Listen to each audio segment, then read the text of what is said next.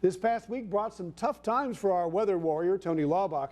He spent some time, more time than expected at home, and ended up having to find himself a new vehicle to keep chasing storms. Here's Tony with tonight's Weather Warrior. Greetings. I'm the weather warrior Tony Laubach, coming to you from, well, home. This week started out on the same frustrating note as the last week ended, and that was just the start. Here he goes.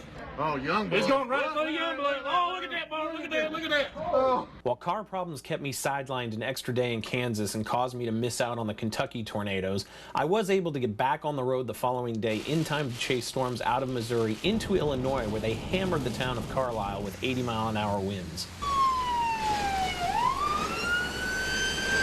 My day continued even closer to home, eventually getting on a storm that would become a first in my lifetime. First time in my life, I am actually chasing a tornado-warned storm that is affecting my house.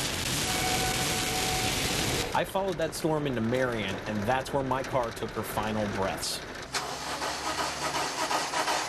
I got her towed to a shop that night and learned the timing belt had snapped and taken the motor with it. She only lasted me 5 seasons, but in that 190,000 miles I drove her during that time, I put her through just about everything, including 4 windshields and over 100 tornadoes, peaking with a front row seat of the historic twin tornadoes in Bilger, Nebraska in 2014. Are we seriously about to field goal ourselves? I feel like she had a lot of life left in her, but something went wrong.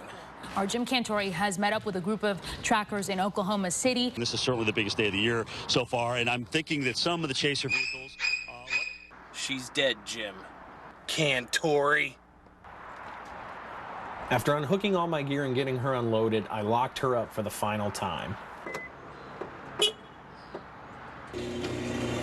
But I had to get myself back on wheels quickly, and I turned to an old security blanket.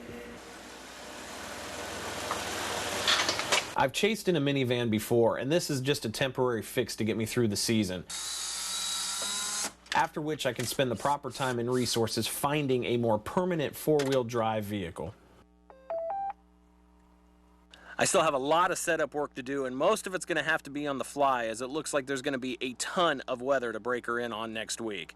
But the real question, the one everybody's been asking, is not if I'm going to get hail dents in this thing, but how many will I see next week?